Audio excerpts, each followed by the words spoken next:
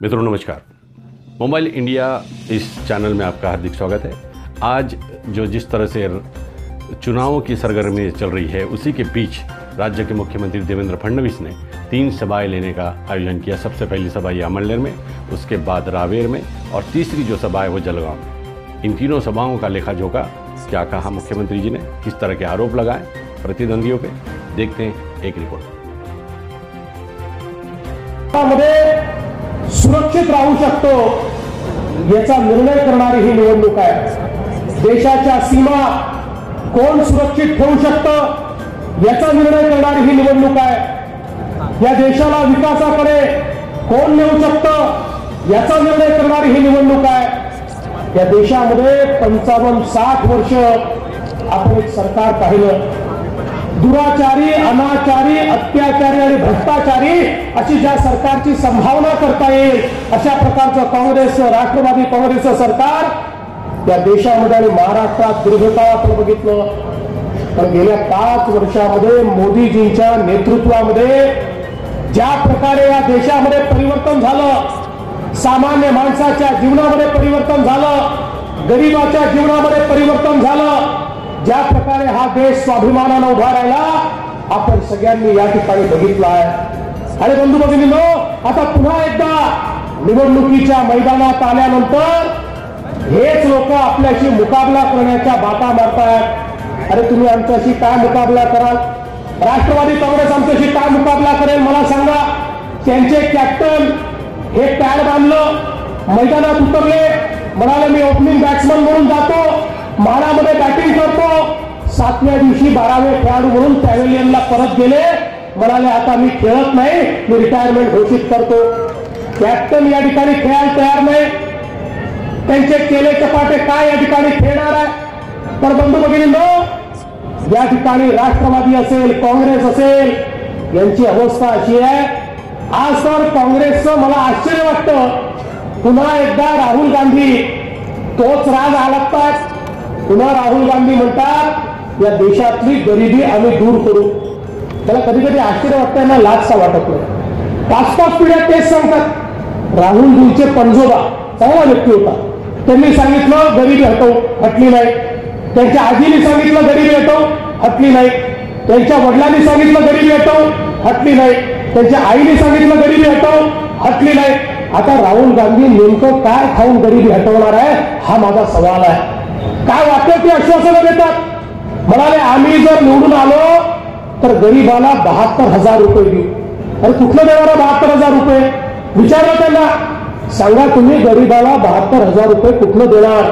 काही उत्तर नाही, काही माहितीच नाही। चिदंबरम होते बाजूला, चिदंबरमांना विचारलं, हो चिदंबरम तुम्ही देशाचे अर्थमंत्री होता, तुम्ही तरी सांगा, हे राहुल गांधी म्हणतात आम्ही गरीबाला 72,000 रुपये देऊ, कुठलं देणार आहे?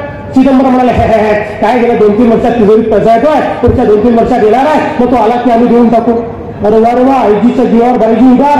म्हणजे मोदींनी काळ्या पैशावर कारवाई करायची, पैसा तिजोरीत आणायचा आणि यांनी सांगायचं की पैसा आला की आम्ही वाटून टाकू। अरे वाटायला तुम्ही कशाला पाहिजे?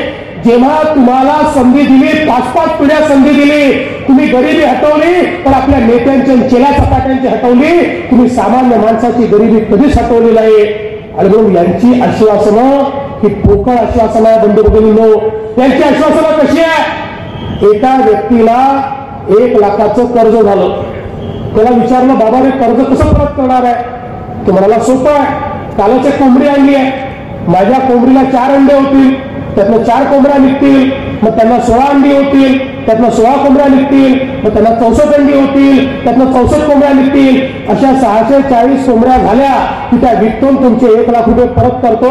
हे राहुल गांधी आणि शरद पवारांची आश्वासनं, हा कोंबड्या विकण्याचा धंदा आहे, हा कधी पूर्ण होणार नाही आहे।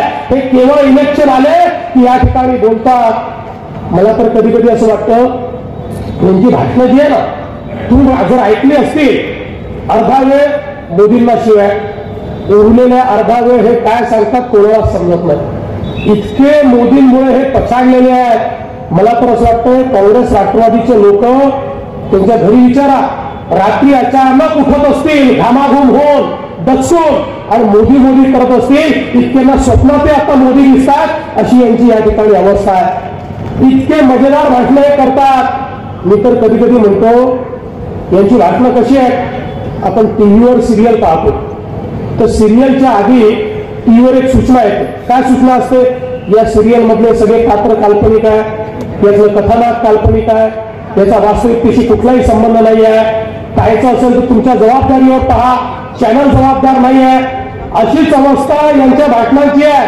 काही दिवसांनी यांच्या भाषणाच्या आधी चॅनलवाले चेतावणी छापतील, हे भाषण काल्पनिक आहे, याचा वास्तविकतेशी कुठलाही संबंध नाही आहे. तुम्ही पाहायचं असेल तर स्वतःच्या भरोशावर बघा, आमचे याच्याकरता जबाबदार नाही आहे, आम्ही केवळ मनोरंजनाकरता यांची भाषण दाखवतोय. अशा प्रकारची यांची अवस्था आहे. बंधू भगिनींनो, या देशामध्ये खऱ्या अर्थानं गरिबीच्या विरुद्ध लढाई कोणी लढलं असेल तर त्या व्यक्तीचं नाव आहे नरेंद्र मोदी. गेल्या 5 वर्षामध्ये सातत्याने एक योजना बघा, जनधन सारखी योजना, 34 कोटी लोकांना बँकेचं खातं मिळालं. हे कोण 34 कोटी लोक आहेत? हे असे लोक आहेत जे बँकेच्या दारात गेले तर चपराशी हात घेत नव्हता. त्या 34 कोटी लोकांना खातं मिळालं. आमचे राष्ट्रवादीचे काँग्रेसचे लोक म्हणाले खातं मिळाल्याने कोणी श्रीमंत होतं का? पण मोदीजींच्या मनात वेगळंच होतं. आपल्याला माहिती आहे, राजीव गांधी ज्यावेळी देशाचे पंतप्रधान होते, राजीवजी असं म्हणायचे, मी दिल्लीवरनं 1 रुपया पाठवतो तर शेवटच्या माणसाच्या खात्यात 15 पैसे पोचतात, 85 पैसे दलाल आणि भ्रष्टाचारी व्यवस्था खाऊन टाकते. मोदीजींनी सांगितलं, न खाऊंगा न खाणे दूंगा, 1 रुपया दिल्लीहून पाठवेल तर 1 रुपया शेवटच्या माणसाच्या खात्यात गेल्याशिवाय राहणार नाही. आणि बंधू भगिनींनो, गेल्या 5 वर्षामध्ये 80,000 कोटी रुपये मोदीजींनी जनधनच्या खात्याच्या माध्यमातून गरिबांकडे पोहोचवले. आज तुम्ही बघा, कुठली योजना असेल, शेतीची योजना असेल, पैसा खात्यामध्ये, विम्याची योजना असेल, पैसा खात्यामध्ये, मदतीची योजना असेल, पैसा खात्यामध्ये, सामाजिक न्यायाची योजना असेल, पैसा खात्यामध्ये, ड्रीपची योजना असेल, पैसा खात्यामध्ये, शौचालयाची योजना असेल, पैसा खात्यामध्ये, घरकुलाची योजना असेल, पैसा खात्यामध्ये. कोणालाही चक्रा मारण्याचं कारण नाही आहे. या ठिकाणी कोणी तलाठी नाही, तहसीलदार नाही, आबू नाही, बाबू नाही, ताबू नाही, दलाल नाही, मध्यस्थ नाही, थेट दिल्लीहून पैसा निघतो आणि शेवटच्या माणसाच्या खात्यापर्यंत तो पैसा आज चाललेला आहे. हे दलालांचं जे जाळं काँग्रेस राष्ट्रवादीने उभं केलं होतं ते तोडण्याचं काम या देशामध्ये मोदीजींनी केलं आणि हा भ्रष्टाचार हटवून गरिबाच्या जीवनामध्ये परिवर्तन आज मोदीजी करतायत. आज आपण बघा, स्वच्छ भारत अभियानाच्या अंतर्गत मोठ्या प्रमाणात शौचालय बांधले. मोदीजी जेव्हा देशाचे पंतप्रधान झाले, देशामध्ये केवळ 45% कुटुंबाकडे शौचालय होतं, 55% कुटुंबाकडे शौचालयच नव्हतं. आमच्या आया बहिणींना बाहेर जावं लागायचं, संध्याकाळ व्हायची वाट पाहावी लागायची किंवा सूर्य उगवायच्या आधी जावं लागायचं. दिवसभरात जाण्याची वेळ आली तर तोंड दाबून भुक्क्यांचा मार सहन करावा लागायचा. केवळ 5 वर्षामध्ये या देशात 45%वरनं आज 98% घरामध्ये शौचालय झालं.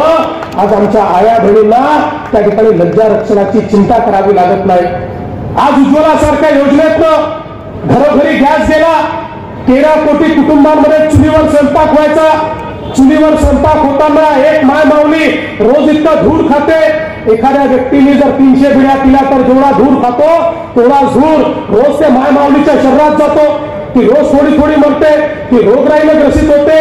या माय माऊलीला मोदीजींनी सांगितलं, आता धूर खाऊ देणार नाही. 13 कोटी कुटुंबांमध्ये मोफत गॅसचं सिलेंडर देण्याचं काम हे मोदीजींच्या माध्यमातून या ठिकाणी झालं. प्रधानमंत्री आवास योजनेतनं गरिबाला घर देण्याचं काम झालं. आज या ठिकाणी महाराष्ट्रामध्ये 10 लाख घराची निर्मिती आम्ही करतोय. 5 लाख घरं पूर्ण केली आहेत. शहरामध्ये अजून 5 लाख घरं बांधतोय. ज्याचा जो प्लॉट नाही त्याला प्लॉट विकत घेऊन देतोय. ज्याचं अतिक्रमण आहे ते नियमित करून देतोय. शहरात अतिक्रमण असेल मालकी हक्काचा पट्टा देतोय. त्याचं घर कच्चं असेल 2.5 लाख रुपये देतोय. तो जर बांधकाम कामगार असेल 4.5 लाख रुपये देतोय. प्रत्येक गरीबाला घर देण्याचं स्वप्न हे मोदीजींनी पाहिलंय आणि मोदीजींनी सांगितलंय 2022 साली ज्यावेळेस या देशाच्या स्वातंत्र्याला 75 वर्ष पूर्ण होतील, या देशामध्ये एकही व्यक्ती बेघर राहणार नाही, प्रत्येकाला घर मिळेल हे मोदीजींनी या ठिकाणी सांगितलं. आज बंधू भगिनींनो, आपण बघा, या ठिकाणी मुद्रा सारख्या योजनेतनं 13 कोटी लोकांना 50,000पासून 10 लाखापर्यंतचं कर्ज बिना तारण दिलं. आज या ठिकाणी आपण जर बघितलं तर जो आमचं छोटं छोटं काम करणारा आमचा हात ठेलेवाला असेल, आमचा शेतमजूर असेल, आमचा गवंडी असेल, याच्याकरता देखील मोदीजींनी योजना तयार केली आणि आज 60 वर्षाचा झाल्यानंतर त्याला 3000 रुपयाची पेन्शन मिळेल. ही योजना आज या ठिकाणी मोदीजींच्या माध्यमातून कार्यान्वित झाली. आमचा जो शेतकरी आहे या शेतकऱ्याला थेट मदतीची योजना मोदीजींनी आणली. आज आपण बघा मोदीजींच्या माध्यमातून एकीकडे विम्याची योजना आहे, दुसरीकडे थेट मदतीची योजना आहे. थेट मदत ही शेतकऱ्यांच्या खात्यामध्ये टाकणं सुरू झालं. दरवर्षी 75,000 कोटी रुपयाची थेट मदत आज या ठिकाणी शेतकऱ्याला दिली जाणार आहे. आपण जर या ठिकाणी बघितलं तर आपल्या जिल्ह्याचा विचार केला, गेल्या 3 वर्षामध्ये आपल्या जिल्ह्यामध्ये थेट मदत असो, कर्जमाफी असो किंवा या ठिकाणी विम्याची मदत असो, आपण 2300 कोटी रुपये या जिल्ह्यामध्ये शेतकऱ्यांच्या खात्यामध्ये दिले. आणि आजही आपण आपली कर्जमाफी बंद केली नाही. जोपर्यंत शेवटचा पात्र शेतकरी हा त्याच्यामध्ये येत नाही तोपर्यंत आपण कर्जमाफी सुरू ठेवली आणि त्या माध्यमातून शेतकऱ्यांना मदत करण्याचा प्रयत्न आपण करतोय. आज एक मोठ्या दुष्काळाचा सामना आपण करतोय. आपल्या जिल्ह्यामध्ये देखील एक भीषण दुष्काळ आहे. या दुष्काळामध्ये आपण लक्षात घ्या, यापूर्वी दुष्काळाचं अनुदान कधी मिळायचं? जुलैमध्ये अनुदान मिळायचं. आम्ही मोदीजींना सांगितलं आमचा शेतकरी अडचणीत आहे, तुम्ही त्याला मदत करा. फेब्रुवारी महिन्यामध्ये 4700 कोटी रुपये मोदीजींनी दिले. मार्च महिन्यामध्ये 82 लाख शेतकऱ्यांपैकी 72 लाख शेतकऱ्यांच्या खात्यात अनुदान आम्ही जमा करून टाकलं. आज पिण्याच्या पाण्याचा विषय असेल, चारा छावण्याचा विषय असेल, मोठ्या प्रमाणात त्याला मान्यता दिली. आणि मी तर सांगितलं प्रशासनाला, ठीक आहे आता आमचे अधिकार आचारसंहितेने काढले आहेत, तर प्रशासनाला या ठिकाणी मी सांगितलं आहे की तुमच्यावर कुठलंही बंधन नाही आहे. या ठिकाणी दुष्काळामध्ये तुम्हाला सगळे अधिकार आहे. आणि माझी आपल्याला देखील कार्यकर्त्यांना देखील ही विनंती आहे, लोकांपर्यंत ह्या दुष्काळाच्या संदर्भात ती मदत पोहोचली पाहिजे, याचा प्रयत्न आपण घेऊन केला पाहिजे. तर एकीकडे सगळी मदत आपण करतोय आणि दुसरीकडे यासोबत विकासाची कामं देखील मोठ्या प्रमाणात होत आहेत. आज आपण बघा, रस्ते असतील, या ठिकाणी धरणं असतील, मोठ्या प्रमाणात काम चाललंय. आणि खऱ्या अर्थानं या तालुक्याला तर सगळ्यात जास्त वाट आहे की पाडळसे धरणाची. पाडळसे हा जर प्रकल्प पूर्ण या ठिकाणी झाला तर मला असं वाटतं की या एकट्या तालुक्यामध्ये 67 गावं ही सुजलाम सुफलाम होणार आहे. काळजी करू नका, याचं काम तुमच्या खानदेशच्या सुसूत्रालाच आम्ही दिलाय. गिरीश भाऊलाच हे काम दिलंय. आणि गिरीश भाऊला एखादं काम दिलं की ते काम पूर्ण झाल्याशिवाय राहत नाही. हा बंद पडलेला प्रकल्प, याच्या सगळ्या मान्यता पुन्हा आपण दिल्या, याचा क्लिअरन्स आपण आणला आणि आता नाबार्ड पुढे याचा प्रस्ताव दिलेला आहे. आणि काळजी करू नका, निवडणूक झाल्यानंतर गिरीश भाऊ आणि मी आम्ही गडकरी साहेबांशी बोललो आहे, केंद्रामध्ये मोदी साहेबांशी बोललो आहे आणि त्या माध्यमातून नाबार्डकडनं पैसे घेऊन कुठल्याही परिस्थितीमध्ये पाडळसे धरण जे आहे हे पूर्ण करण्याचं काम हे आपलं सरकार या ठिकाणी करेल. तुमच्यापर्यंत पाणी पोहोचवण्याचं काम हे आपलं सरकार निश्चितपणे या ठिकाणी करेल. आज आपण जर विचार केला तर 2771 कोटी रुपयाच्या आराखड्याला या ठिकाणी आपण मान्यता दिली आहे. याच्या व्यतिरिक्त तापी महामंडळाच्या अंतर्गत गिरीश भाऊंच्या पुढाकारानं आपण 20 प्रकल्पांना मान्यता दिली. 5718 कोटी रुपयाचे प्रकल्प आज या ठिकाणी सुरू केले. आणि या माध्यमातून मोठ्या प्रमाणात या भागाचं चित्र आपण बदलतोय. मेगा रिचार्ज सारखी स्कीम जी कधीतरी अशक्य वाटायची, ही स्कीम आज डीपीआर आपण पूर्ण केला, त्याला देखील आपण मान्यता देतोय. आणि आता तर मोदीजींनी सांगितलं केंद्र सरकारमध्ये एक नवीन जलशक्ती मंत्रालय सुरू होत आहे. ज्या मंत्रालयाच्या माध्यमातून नवी 2 प्रकल्प असतील किंवा अशा प्रकारच्या योजना असतील ज्याला विशेषत्वाने महत्व हे मोदीजींच्या माध्यमातून दिलं जात आहे. बंधू भगिनींनो, आज इतक्या मोठ्या प्रमाणात विकासाची कामं होत आहेत. आपलं गाव, आपलं शहर बदलत आहे. शहरांमध्ये आपण बघा, आज इतक्या मोठ्या प्रमाणात या शहराला देखील आम्ही निधी दिला, त्याची कामं आपल्याला या ठिकाणी होताना दिसत आहेत. आणि म्हणून बंधू भगिनींनो, एकीकडे विकास करणारं आपलं सरकार आहे, तर ही निवडणूक ही केवळ विकासाची निवडणूक नाही आहे. विकास तर झालाच पाहिजे, तो तर होणारच आहे, पण ही निवडणूक राष्ट्रीय अस्मितेची निवडणूक देखील आहे. या निवडणुकीमध्ये हा देश कोण सुरक्षित ठेवू शकतं याचा निर्णय करणारी ही निवडणूक आहे. मी तुम्हाला आठवण करून देतो काय या भारताची अवस्था होती. या भारतामध्ये आतंकवादी रोज यायचे, बॉम्बस्फोट करायचे, भारतामध्ये गोळीबार करायचे. या ठिकाणी आमचं सरकार त्याच्यावर कुठलीच कारवाई करू शकत नव्हतं. 2008 साली आपण पाहिलं मुंबईमध्ये आतंकवादी आले, त्या ठिकाणी आमच्या लोकांना किड्या मुंग्यासारखं मारलं. काय केलं आमच्या तेव्हाच्या सरकारनं? आमच्या तेव्हाच्या सरकारनं केवळ पाकिस्तानचा निषेध केला. बंधू भगिनींनो, त्या ठिकाणी पाकिस्तानचा निषेध केला आणि मग युनायटेड नेशन मध्ये जाऊन रोडगाणं गायले. बघा बघा, तो पाकिस्तान आमच्या शेजारी देश आमच्याकडे येऊन बॉम्बस्फोट करतो, तुम्ही त्याला रागवा. म्हणजे एखाद्या गल्लीमध्ये बंडूनी खंडूला मारायचं आणि खंडूनी बापाकडे जायचं आणि बापाला सांगायचं तुम्ही बंडूला रागवा. अरे 125 कोटीचा देश, या देशाच्या प्रधानामध्ये ही हिंमत नव्हती की उभा राहून सांगेल पाकिस्तान खबरदार, जर माझ्या देशामध्ये घुसला तर तुझ्या देशामध्ये तुला घुसून ठोकेल, हे म्हणण्याची हिंमत या देशामध्ये नव्हती. तर या देशामध्ये परिवर्तन झालं. मोदीजींचं सरकार आलं. 2016 साली या पाकिस्तानी अतिरेक्यांनी उरीमध्ये घुसून आमच्या सैनिकांना शहीद केलं. मोदीजींनी आमच्या सेनेला सांगितलं आमच्या सैनिकाच्या रक्ताचा मोल काय आहे या आतंकवाद्यांना समजलं पाहिजे. हा ऐकणारा भारत नाही आहे, या आतंकवाद्यांना समजलं पाहिजे. आणि या ठिकाणी या भारताच्या जाबाज सेनेनं पाकिस्तानमध्ये घुसून सर्जिकल स्ट्राईक केला आणि त्या ठिकाणी आतंकवाद्यांचे अड्डे उद्ध्वस्त करून टाकले, आतंकवादी मारून टाकले. बंधू भगिनींनो, जगामध्ये केवळ 2 देश होते, 2 देश, अमेरिका आणि इस्रायल. ज्या देशाबद्दल असं बोललं जायचं या देशाच्या सैनिकाला कोणी हात लावला तर त्या देशामध्ये घुसून हे 2 देश मारतात. आता त्या मालिकेमध्ये 3ऱ्या देशाचं नाव घेतलं जातं आणि तो देश आहे माझा भारत देश, माझा हिंदुस्तान. माझा हिंदुस्तान आता असा देश आहे की ज्याच्या सैनिकाला हात लावला हा देश ऐकून घेत नाही. तर बंधू भगिनींनो, हा पाकिस्तान आहे ना, हा कुत्र्याच्या शेपटीसारखा देश आहे.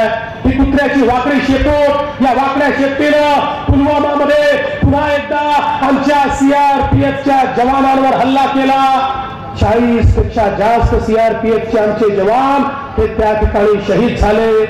मोदीजींनी सैन्याला बोलवलं, सैन्य प्रमुखांना सांगितलं तुम्हाला सगळे अधिकार देतो, कधी जायचा तुम्ही ठरवा, कुठे जायचा तुम्ही ठरवा, किती वाजता जायचा तुम्ही ठरवा, कसं जायचा तुम्ही ठरवा. पण आता हा जे रक्त माझ्या सैनिकांचं सांडलंय या रक्ताचा बदला हा भारताला घ्यावाच लागेल. आणि या भारताची सेना ही जाबाज सेना आहे. ही सेना ही सेना थकत नाही, ही सेना झुकत नाही, ही सेना विकत नाही. या जाबाज सेनेनं रात्री 3:30 वाजता बालाकोट मध्ये हवाई हमला केला आणि आतंकवाद्यांचे अड्डे हे उद्ध्वस्त करून टाकले आणि आमची सेना त्या ठिकाणून परत आली. बंधू भगिनींनो, आमच्या सेनेमध्ये ही ताकद नेहमीच होती. या देशात आतंकवादी घुसले की आमची सेना म्हणायची आम्हाला परवानगी द्या. पण या देशाचे नेते असे होते ते म्हणायचे थांबा आम्ही चर्चा करतोय, थांबा आम्ही चर्चा करतोय. अरे यांची चर्चा कधी थांबलीच नाही. मोदीजींनी सांगितलं चर्चा नाही अब रण होगा, संघर्ष महाभीषण होगा.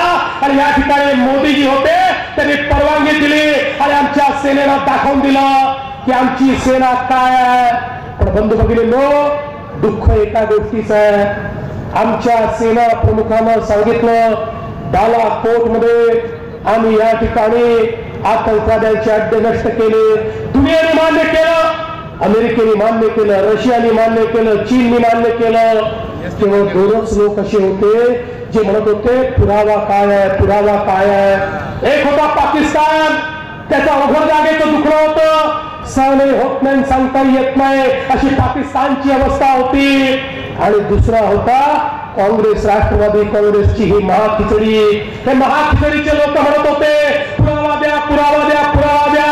मी म्हटलं रे आधी सांगितलं असतं बालाकोट मध्ये जे रॉकेट सोडलं त्यासोबत तुमचा एक नेता बांधून सोडला असता की आमच्या सैन्याने कशा प्रकारे पराक्रम केलाय. तर बंधू भगिनींनो, मी पुन्हा सांगतो ही निवडणूक राष्ट्रीय अस्मितेची काय याचं कारण असं आहे. आता यांचे जाहीरनामे बघा. राष्ट्रवादी काँग्रेसचा जाहीरनामा म्हणतो पाकिस्तानशी युद्ध करू नका, पाकिस्तानशी चर्चा करा. म्हणजे त्यांनी किड्या मुंग्यासारखे आमचे लोक मारायचे आणि आम्ही त्यांच्याशी चर्चा करायची. आता चर्चा करणारा भारत नाही आहे, आमचा एक माराल तर तुमचे 4 मारू सांगणारा भारत आहे. त्यामुळे या पक्षाची नीती बघा, या पक्षाची नियत बघा. हे म्हणतात चर्चा करा. आणि काँग्रेस पार्टी तर त्याच्याही पुढे गेली. काँग्रेस पार्टी म्हणते आमचं महाखिचडीचं सरकार देशामध्ये आलं की आम्ही काश्मीर मधनं सैन्य कमी करू, आम्ही काश्मीरमध्ये सैन्याला दिलेले जे अधिकार आहेत ते अधिकार काढून टाकू. काय अधिकार आहे सैन्याला? 2च अधिकार आहे. या देशामध्ये एखादा आतंकवादी घुसला तर तिथेच गोळी मारून ठार करण्याचा अधिकार आमच्या सैन्याला आहे. आणि आमच्या सैन्याचा दुसरा अधिकार आहे, हे जे लोक पाकिस्तानकडनं पैसे घेऊन भाडोत्री लोक आमच्या सेनेवर दगडफेक करतात त्यांना जेरबंद करण्याचा अधिकार आमच्या सेनेला आहे. आणि काँग्रेस पार्टी म्हणते महाखिचडी सत्तेवर आल्यानंतर आम्ही या ठिकाणी हा अधिकार काढून टाकू. बंधू भगिनींनो, याही पलीकडे जाऊन हे काय म्हणतात, आम्ही सत्तेवर आलो तर देशामध्ये कलम 124A काढून टाकू. कलम 124A काय आहे? कलम 124A म्हणजे देशद्रोहाचा गुन्हा. ज्यांनी देशद्रोह केला त्याच्यावर 124A अंतर्गत कारवाई होते. आणि काँग्रेस पार्टी आणि महाआघाडीचे लोक म्हणतात 124A आम्ही काढून टाकू. म्हणजे या देशामध्ये एखाद्या व्यक्तीने जर या ठिकाणी म्हटलं की डॉक्टर बाबासाहेब आंबेडकरांचं संविधान मला मान्य नाही आहे, मी ते जाळून टाकेल, तर आज 124A अंतर्गत 10 वर्ष त्याला जेलमध्ये टाकता येतं. एखाद्याला सांगितलं भारताचा तिरंगा झेंडा मला मान्य नाही आहे तर 124A अंतर्गत त्याला जेलमध्ये टाकता येतं. आतंकवादी, नक्षलवादी, माओवादी यांच्यावर 124A अंतर्गत गुन्हा दाखल करता येतो. आणि काँग्रेस पार्टी म्हणते 124A काढून टाकू. त्या दिल्लीच्या विद्यापीठामध्ये काही नालायकांनी नारे दिले, भारत तेरे तुकडे हो गए 50, पाकिस्तान जिंदाबाद. त्यांना पोलिसांनी 124A लावून जेलमध्ये टाकलं. या काँग्रेसला, राष्ट्रवादीला इतकं दुःख झालं की हे म्हणतात आम्ही 124A काढून टाकू. माझा तुम्हाला सवाल आहे, या देशामध्ये जर देशद्रोह गुन्हा नसेल तर कुठला गुन्हा आहे? या देशामध्ये जर हे म्हणत असतील की आम्ही देशद्रोहांचं स्वागत करू तर तुम्ही यांचं स्वागत करणार आहात का? अशा देशद्रोहांना जे या ठिकाणी हात फुलं देतात त्यांना तुम्ही मतदान करणार आहात का? बंधू भगिनींनो, ही निवडणूक साधी निवडणूक नाही आहे. या निवडणुकीमध्ये निवडून आला काय, मिळाला काय, एखादा देवेंद्र फडणवीस मुख्यमंत्री राहिला काय, नाही राहिला काय, हा देश राहिला पाहिजे, माझा भारत राहिला पाहिजे, माझा हिंदुस्थान राहिला पाहिजे. त्यांच्यामधले एक सुंदर मंत्री नामदार गिरीश भाऊ,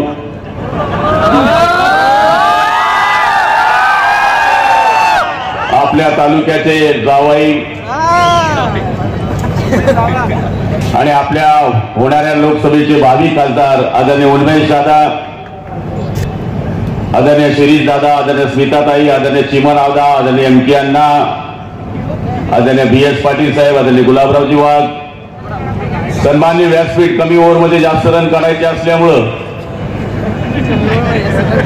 भाजप, शिवसेना, RPI, रासपा सगळे मित्र, महाआघाडीचे सगळे मित्र पक्षाचे प्रमुख पदाधिकारी, समोर बसलेल्या सगळ्या माझ्या पत्रकार बंधू भगिनींनो, माता भगिनींनो आणि चोरून ऐकणाऱ्या राष्ट्रवादीच्या बांधवांनो, भाऊ आज खरं तुमचं भाषण ऐकायला लोक इकडे आले. त्याचं कारण पहिली मॅच खेळून आम्ही इकडनं गेलोय आणि त्या मॅच मध्ये याच्या इतकीच गर्दी होती आणि आज तेवढीच गर्दी आहे. आणि आपल्या सगळ्यांना कल्पना आहे की जळगाव लोकसभा हा मतदारसंघ पूर्वी एरंडोल लोकसभा MK अण्णांपासून किंवा कैलासवासी उत्तमराव पाटील साहेब यांची पहिली प्रचाराची निवडणूक आम्ही ज्यावेळेस सांभाळली त्यावेळेस पासून मधला पिरियड जर सोडला तर 30 वर्षापासून या लोकसभा मतदारसंघामध्ये भाजपा शिवसेनेचं प्रभुत्व आहे. आता काही लोकांना स्वप्न पडायला लागले आहे, बाप ने नहीं देखी गोदडी और सपने में आ गई खाट. त्यांना स्वप्न पडायला लागले की त्यांच्यामध्ये आपसामध्ये काही किरकोळ भानगडी आहे. भाजपमध्ये भानगड आहे, भाजप शिवसेनेमध्ये भानगड आहे. पण आमचे दोघं नेते बघा, अंदर की बात है आधी रात को साथ में है. म्हणजे आमचे नेते जर एका मिनिटात एक होऊ शकतात तर आम्ही कार्यकर्ते एक होऊ शकत नाही का? आणि माझं आव्हान आपल्या सगळ्यांना हेच असेल की कोणताही पक्ष आपल्या नेत्याच्या इशाऱ्यावर चालतो. आमच्या किती भानगडी होत आहे त्यापेक्षा आमचा नेता काय करतोय हे जो कार्यकर्ता जाणतो, त्या पद्धतीनं काम करतो, तो खरा कार्यकर्ता. आणि मला तरी वाटतं की ही काही गटार वाटार आणि मीटरची निवडणूक नाही आहे. ही निवडणूक देशाचा पंतप्रधान ठरवणारी निवडणूक आहे. आम्हाला राष्ट्रद्रोहाचा कायदा रद्द करणारे पंतप्रधान पाहिजे की पाकिस्तानमध्ये घुसून मारणारे पंतप्रधान पाहिजे हे तुम्ही ठरवा. काही पाटा सर्व धरण जसं तोरणाला महत्वाचं आहे, जसं शिरीष दादाला महत्वाचं आहे, तसं मलाही महत्वाचं आहे. माझ्याही तालुका पाटसऱ्याच्या धनाच्या अखत्यारीमध्ये येतो. मला आता काय सांगायची काय गरज आहे का? पुढे आपलं सरकार येणार आहे भाऊ.